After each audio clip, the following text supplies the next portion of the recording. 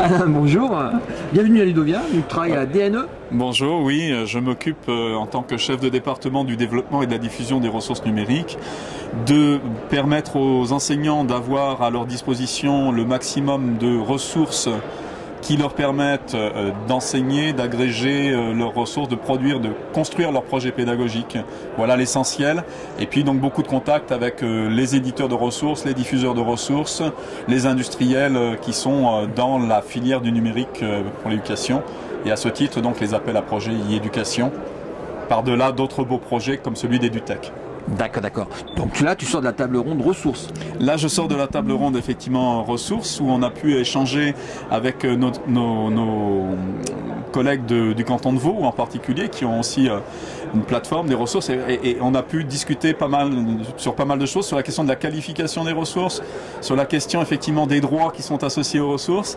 Et justement, donc, j'ai pu mettre en avant la production des ressources sur EduTech, où aujourd'hui, le ministère a fait un effort et continue à enrichir avec des derniers venus comme la BBC, comme l'INSERM, aujourd'hui donc des ressources qui permettent d'adresser tous les enseignants du premier degré, tous les enseignants du second degré, leurs classes associées, pour avoir à leur disposition les ressources d'une vingtaine aujourd'hui de grands partenaires comme l'IGN, la BNF, l'INSERM, Arte, BBC, donc on le signalait dans les derniers venus, ou l'INSERM, avec lesquels on structure en fait un certain nombre de ressources, on les aide à structurer leurs ressources pour une mise à disposition gratuite pour les enseignants, à condition de s'inscrire avec leur adresse professionnelle sur EduTech. AC-Lyon, si vous êtes à l'Académie de Lyon. Voilà, effectivement. Donc, il suffit de s'inscrire et ensuite de pouvoir bénéficier. Ça, c'est vraiment la plus-value de ce service edutech.fr.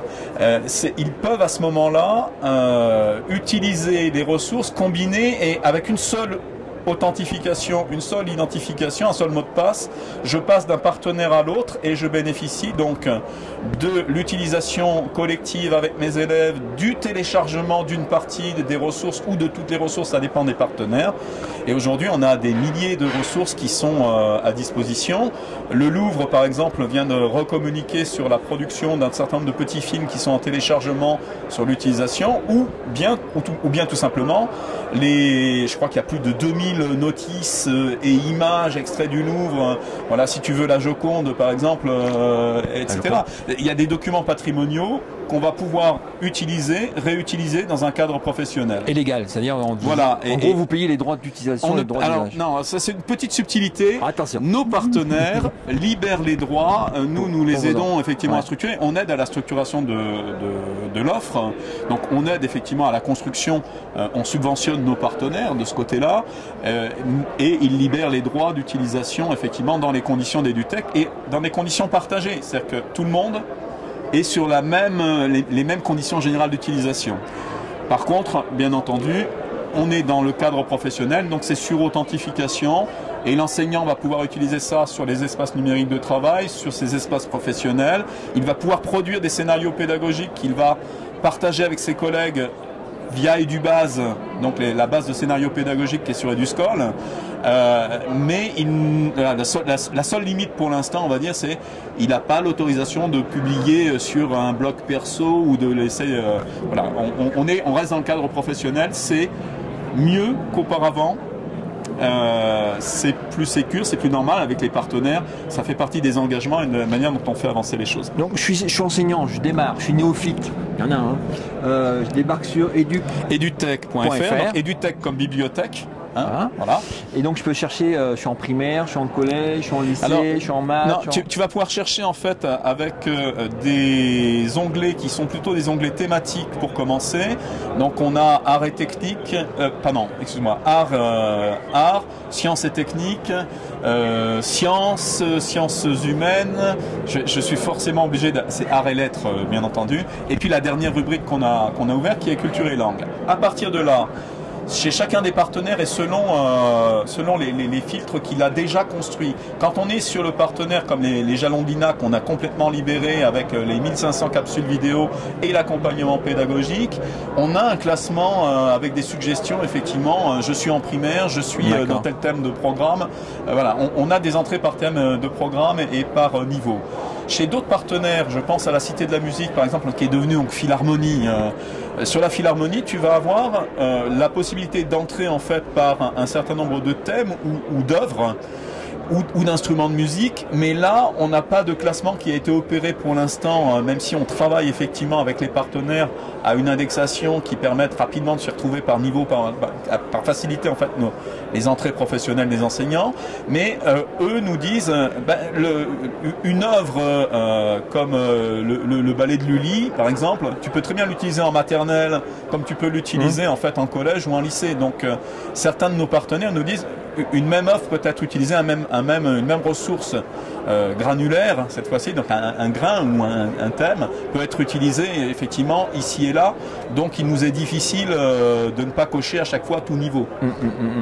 Pour donner une idée aux gens qui nous écoutent, c'est quel budget sur ce portail par année? La question donc nous avons effectivement un budget qui a été engagé et qui était d'1 million d'euros par an pendant 3 ans, donc ça fait déjà 2 ans. Nous espérons effectivement, je ne te le cache pas, mais là les discussions, les arbitrages sont en cours dans le cadre du plan numérique de pouvoir prolonger et amplifier, donc les discussions sont en cours pour qu'on puisse améliorer cela.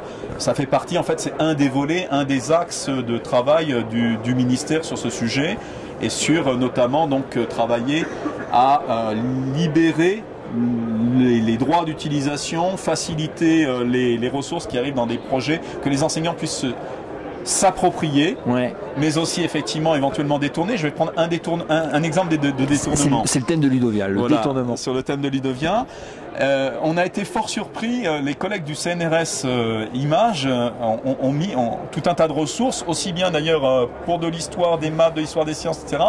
Et puis on a eu un très beau scénario qui est remonté par une des académies, où c'était en maternelle, où les collègues du CNRS pensaient, et avec eux nous on avait pensé qu'on avait plutôt un public lycée, et en fait ils utilisaient des ressources et des documents qui avaient été mis à disposition pour travailler les activités langagières en maternelle.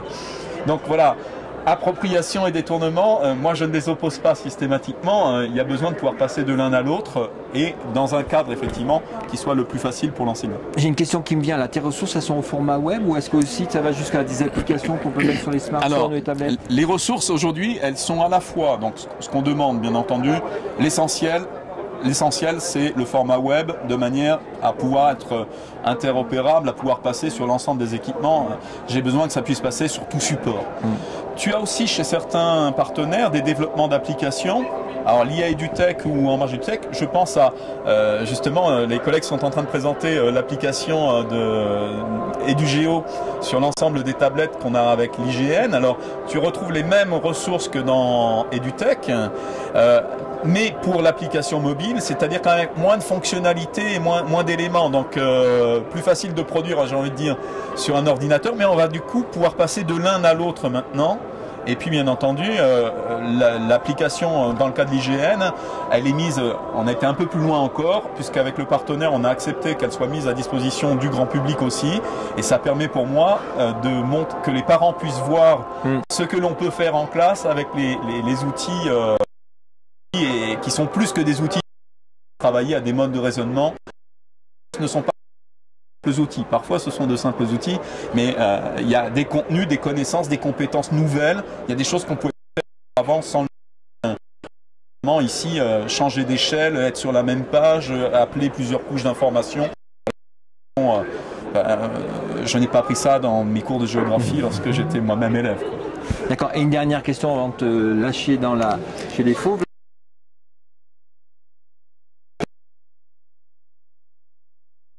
Alors, aujourd'hui sur EduTech, on a effectivement 80 000 abonnés. Ça, en gros, du coup, si tu veux, on arrive à 10% des enseignants. C'est pour ça que je dis, inscrivez-vous. Votre simple adresse professionnelle vous permet... et puis nous, on essaie de continuer à enrichir le service. Promesse lors du dernier Educatis qui devrait s'accomplir sur l'Educatis prochain, à savoir... fédéré qui est lié à toute l'indexation avec le profil Scolom FR. Voilà, on fait un gros partenaire et avec Réseau Canopé qui est notre opérateur sur ce portail pour enrichir à la fois les fonctionnalités, enrichir les contenus. sans grossir trop vite, couvrir l'ensemble, le plus grand nombre de besoins.